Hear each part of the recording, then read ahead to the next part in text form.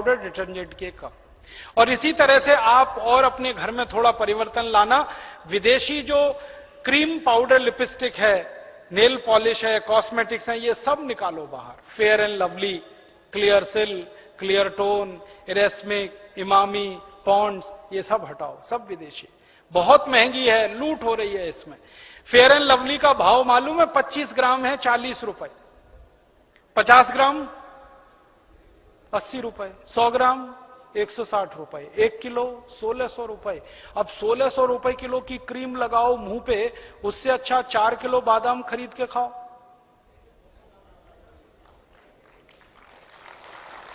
अकल लगाओ ना अपनी।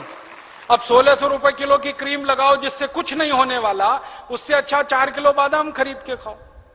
क्योंकि ये फेयर एंड लवली लगा के कोई गोरा नहीं हुआ आज तक। अगर हो जाता तो अफ्रीका वाले क्यों काले हैं? मैंने लगा के देखा था एक भैंस को 4 साल, फेयर एंड लवली, अभी भी काली की काली ही है। दुनिया में कोई आदमी फेयर एंड लवली लगा के गोरा हुआ नहीं, और होने की दूर दूर तक संभावना नहीं। क्योंकि जो आदमी काला और गोरा होता है ना, उसका सिद्धांत ही अलग है। हमारे खून में एक केमिकल होता है, उसका नाम है मेलेनिन।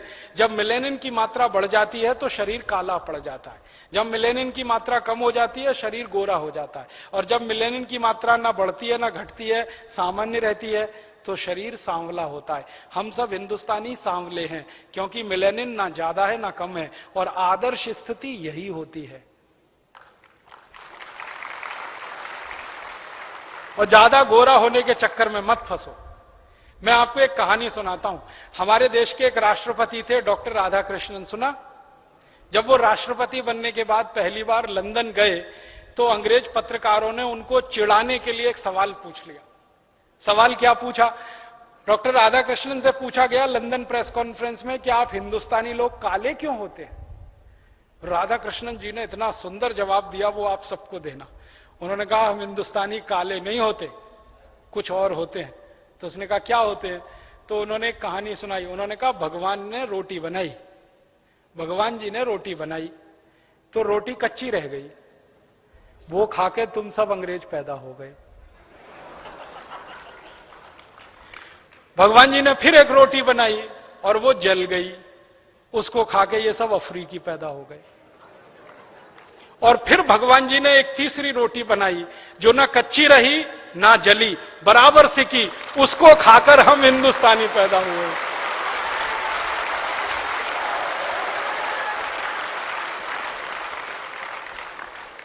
तो हम काले नहीं हैं, सांवले हैं।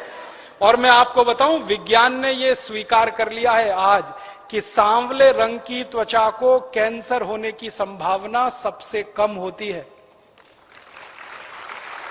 कारण क्या है? खून में मेलेनिन की मात्रा सबसे परफेक्ट हमारी ही है।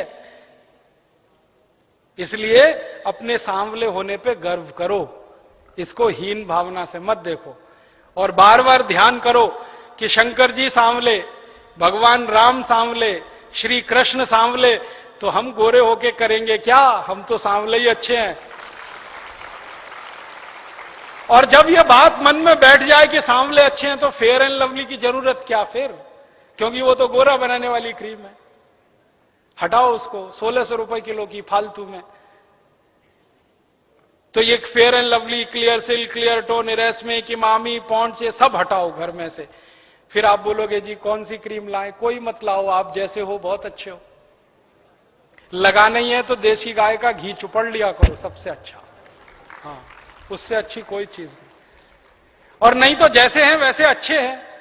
आप इस बात का ध्यान रखो कि दुनिया में किसी भी व्यक्ति के व्यक्तित्व की परीक्षा उसके शरीर के रंग से नहीं होती, उसके काम से होती है, उसके गुण से होती है, उसके स्वभाव से होती है।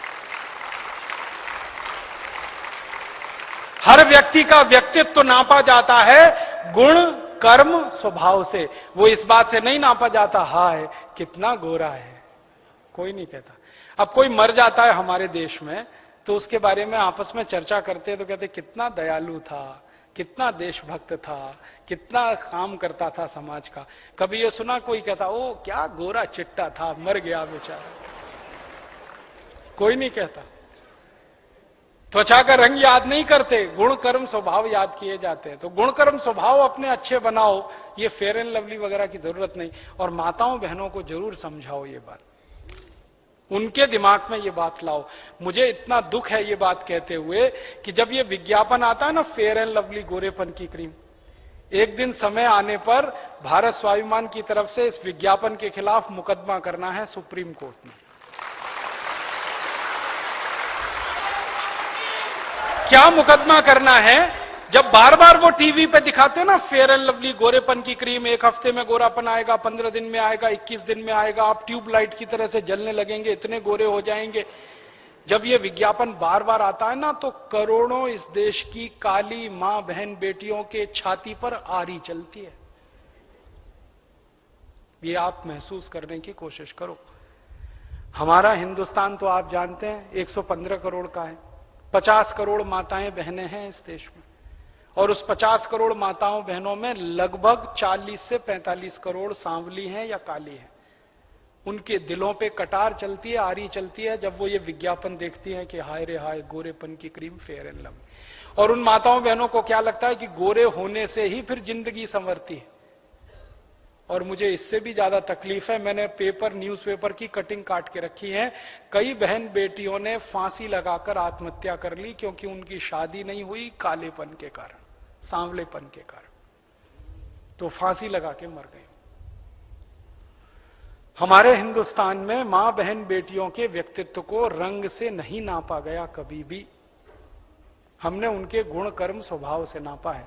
लेकिन ये विज्ञापन जो आता है रोज फेयर एंड लवली गोरेपन का, ये करोड़ों माताओं की छाती पे आरी चलाता है, उनके दिल को चोट पहुंचाता है। उनकी तरफ से हमें मुकदमा करना है एक बार, और इस कंपनी को कटघरे में खड़ा करना है कि तुम सिद्ध करो तुम्हारी क्रीम में ऐसा क्या है जो किसी को गोरा बना सकता है। कुछ नहीं। इसलिए दिमाग से निकाल दो ये सारी बकवास बात। कुछ चीजें और बिक रही हैं इस देश में, जैसे फेयर एंड लवली। बहुत लोग लगाते हैं कि गोरेपन की क्रीम है। मैंने 4 साल एक भैंस को लगा के देख लिया, वो आज तक नहीं करता। दुनिया में कोई काला गोरा नहीं हो सकता, जो काला है वो काला है, जो गोरा है वो गोरा है, रंग नहीं बदलता कभी। हमने इस फेयर एंड लवली के खिलाफ मुकदमा किया मद्रास हाईकोर्ट में, उसमें हम जीते, कंपनी हारी। वो कैसे मुकदमा था? मेरा एक दोस्त है, वो मेरे साथ पढ़ता था इंजीनियरिंग में, तमिलनाडु का है, वो बहुत काला है, इतना काला है आपके घर में तवा है ना उसको उल्टा कर दो, इतना काला। और वो मेरे साथ हॉस्टल में रहता था, हम दोनों रूम पार्टनर थे। मैं उसको रोज देखता था वो फेयर एंड लवली लगाता, 12 साल उसने फेयर एंड लवली लगाया। और वो बोलता है कि हॉस्टल में आने से 8 साल पहले से लगा रहा फेयर एंड लवली, तो 20 साल लगाया, अभी भी चिक्कट काला। तो मैंने एक दिन कहा भाई कभी तो तू सुधरेगा। तो एक दिन उसको समझ में आ गया, उसने कहा अब बस, अब बंद फेयर एंड लवली। तो मैंने कहा तेरे पास इसका फेयर एंड लवली खरीदने का जो बिल है, वाउचर है, वो मुझे दे दे। तो उसने दे दिए। तो उसके आधार पर हमने केस कर दिया मद्रास हाईकोर्ट में। वो मद्रास में रहता है तो केस वहीं करना पड़ा। अब जजमेंट देने वाला जो जज है वो एक दिन बोला कि मेरे घर में भी यही समस्या है। वो जज कहता है मेरे घर में भी यही समस्या है। तो उसने बहुत सुंदर जजमेंट दिया। पेप्सी, ये फेयर एंड लवली कंपनी के अधिकारियों को जाना पड़ा मद्रास हाईकोर्ट में। जज ने उनसे पूछा कि आपने इसमें क्या मिलाया है जो किसी व्यक्ति को काला है तो गोरा बना है? तो उनका साहब इसमें कुछ नहीं मिला है। तो अच्छा ये बताओ ये बनती कैसे? तो उनका सुअर की चर्बी के तेल से हम इसे बनाते हैं।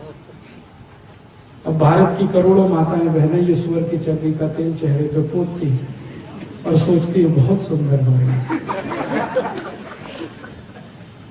सुंदरता फेयर एंड लवली में नहीं है, क्रीम पाउडर लिपस्टिक में नहीं है। सुंदरता गुण कर्म और स्वभाव में है।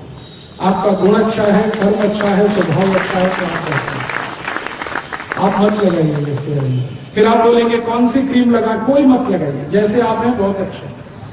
त्वचा हमारी जैसी है बहुत ही अच्छी, इसमें क्रीम पाउडर लगा के इसको खराब मत करिए।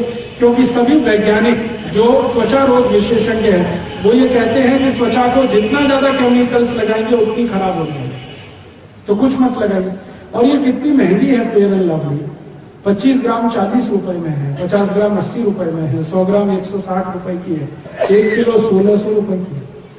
अब 200 रुपए किलो का काजू है, 300 रुपए किलो बादाम है, 1600 रुपए किलो ये सुअर की चर्बी का तेल है। अगर आप थोड़े भी होशियार हैं तो 200 रुपए किलो बादाम खाइए, काजू खाइए, ये 1600 रुपए किलो की क्यों क्रीम लगाते हैं? बंद करिए इसको, कुछ जरूरत नहीं।